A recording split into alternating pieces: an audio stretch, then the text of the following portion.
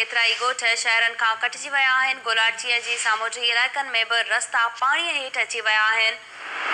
मीरपुर ख़ासि थरपारकर ऐं अमरकोट ज़िलनि जे मुसलसल बरसाति जो सिलसिलो जारी आहे, जॾहिं त समूरो निज़ाम बि दरहम भरम थी वियो आहे।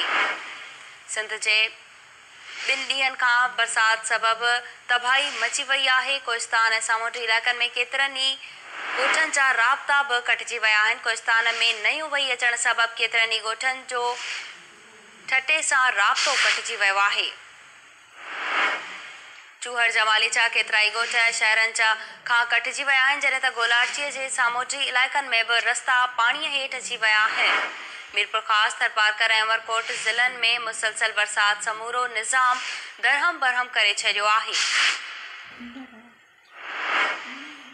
सिंध में 2 ॾींहनि खां मुसलसल बरसाति तबाही मचाए छॾी आहे। कोहिस्तान ऐं सामूंडी इलाइक़नि जे केतिरनि ई ॻोठनि जा ज़मीनी राब्ता पिणु कटिजी विया आहिनि। कोहिस्तान में नयूं वही अचण सबबि केतिरनि ई ॻोठनि जो ठटे सां राब्तो टुटी वियो आहे। ख़बर अवां सां शेयर कयूं पिया। चूहर जमालीअ जा केतिरा ई ॻोठ शहरनि खां कटिजी विया आहिनि, जॾहिं त गोलाचीअ जे सामूंडी इलाइक़नि में बि रस्ता पाणीअ हेठि अची विया आहिनि। मीरपुर ख़ासि थरपारकर ऐं अमरकोट ज़िलनि में मुसलसल बरसाति समूरो निज़ाम दरहम भरम करे छॾियो आहे। सिंध में तूफ़ानी बरसाति तबाही मचाए छॾी आहे। सिंध में 2 ॾींहनि खां मुसलसल बरसाति तबाही मचाए छॾी आहे। कोहिस्तान ऐं सामूंडी इलाइक़नि जे केतिरनि ई ॻोठनि जो ज़मीनी राब्तो कटिजी वियो आहे। कोहिस्तान में नयूं वही अचण सबबि केतिरनि ई ॻोठनि जो ठटे सां राब्तो टुटिजी वियो आहे। ख़बर अवां सां शेयर कयूं पिया। चूहर जमाली जा केतिरा ई ॻोठ शहरनि खां कटिजी विया आहिनि, जॾहिं त गोलाचीअ जे सामूंडी इलाइक़नि जा बि रस्ता पाणीअ हेठि अची विया आहिनि, जंहिं करे समूरो निज़ाम बि दरहम भरम थी वियो आहे। मीरपुर ख़ासि थरपारकर ऐं अमरकोट ज़िलनि जे मुसलसल बरसाति समूरो निज़ाम दरहम भरम करे छॾियो आहे।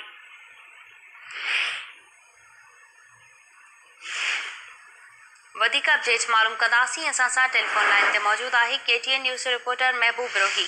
जी महबूब, वधीक अपडेट कजो। जी, केतिरो शहर समेत ज़िले अंदरि बरसाति जो सिलसिलो राति में शुरू थियो आहे। उहो लगातार बिना कंहिं ज़ोरदार जो बि जारी आहे। शहर समेत ज़िले जे मुख़्तलिफ़ नंढनि वॾनि में बरसाति आम ज़िंदगी मफलूज बणिजी वई आहे। ख़ासि तौर ते ठटे ज़िले जी साहिली पट्टी वारा जिते मीरपुर साकरो वारा इलाइक़ा आहिनि, गुलामुला वर घोड़ाबारी केटी बंदर वारा इलाइक़ा आहिनि, घारो आहे, उन्हनि में ज़ोरदार बरसाति जो सिलसिलो उते बि जारी आहे।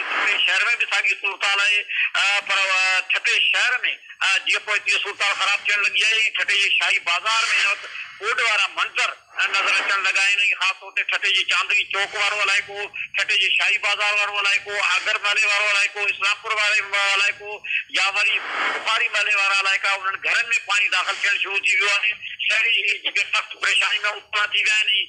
माण्हुनि जे शहरनि जे घरनि अंदरि पाणी बीहजी वियो आहे, पर बरसाती पाणी निकाल करण लाइ के ख़ासि कदम खजंदे नज़र नथा अचनि। सिर्फ़ु जेके मक़ामी जेके अमलो आहे उहो नज़र अचे थो। बाक़ी पब्लिक हेल्थ खाते जो को बि ज़िम्मेदार अमलदार या ज़िले में जो को बि ज़िम्मेदार अमलदार नज़र न पियो अचे, जंहिं सबबि शहरी जेके आहिनि परेशान नज़र अचनि पिया। शहरियुनि जी जमायत उन्हनि घरनि में पाणी दाख़िल थी रहियो आहे। हुन सां गॾोगॾु जेके कारोबारी मर्कज़ आहिनि, दुकान आहिनि, उहे पिणु पाणी हेठि अची विया आहिनि। साॻी रीति जेका घारो शहर में गुज़र साल बि सूरत हाल ख़राब थी हुई, हिन भेरे बि घारो शहर जो नंबर 2 जी जेका न्याज़ी कॉलोनी वारो इलाइक़ो आहे उन में सूरत हाल ख़राब थियण लॻी आहे। ख़ासि पाड़ो महलो आहे या ॿिया इलाइक़ा आहिनि, उन्हनि में बि जेका आहे तेज़ीअ सां जेको आहे बरसाति जे शदीद बरसाति पाणी बीहजी रहियो आहे। ऐं जेके कट लॻाया विया हुआ गुज़र साल ज़बरदस्त बरसातुनि खां पोइ केतिरा ई महीने ताईं पाणी बीहजी वियो। केतिरो नुक़सानु थियो तमामु घणो। शहरियुनि जो जेका कोई कट लॻाए पाणी खे निकाल कयो वियो घारो क्रीक में, पर उन्हनि कट्स खे बंदि कयो वियो, जंहिं करे शहरियुनि जी जमात हिन भेरे बि सॼे घर में पाणी दाख़िल थी रहियो आहे। जेकॾहिं उहे पूरी तौर ते पाणी जेका बरसाति पाणी कदम न कया विया, शहर ॿुॾण जो ख़तरो वधी वेंदो।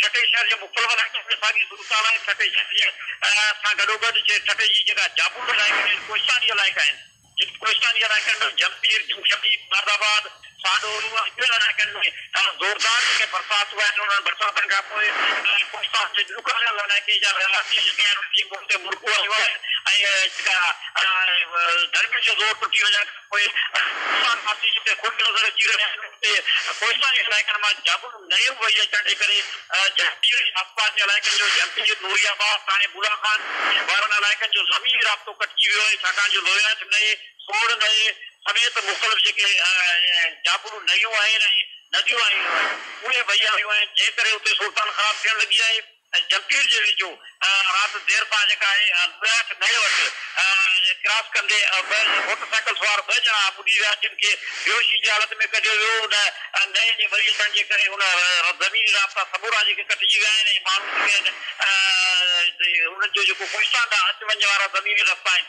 उहे बंदि थी विया आहिनि मुख़्तलिफ़ इलाइक़नि मां जेके इतला मिली रहिया आहिनि दूसरे वारे इलाइक़े खां पुणे इतला मिली रहिया आहिनि त उतां खां बि जेको आहे मुख़्तलिफ़ जेके नयूं आहिनि उहे वही अचण लॻियूं आहिनि जंहिं करे मुख़्तलिफ़ ॻोठनि जो ज़मीनी राब्तो बि कोस्तान सां कटिजी वियो आहे जी। महबूब रोही अपडेट करण लाइ अवां जी वॾी महिरबानी। नाज़रीन, कोहिस्तान में नयो वही अचण सबबि केतिरनि ई ॻोठनि जा पाण में राब्ता टुटी विया आहिनि। जोहर जमाली जा केतिरा ई ॻोठ शहरनि खां कटिजी विया आहिनि जॾहिं त गोलार्चीअ जी सामूंडी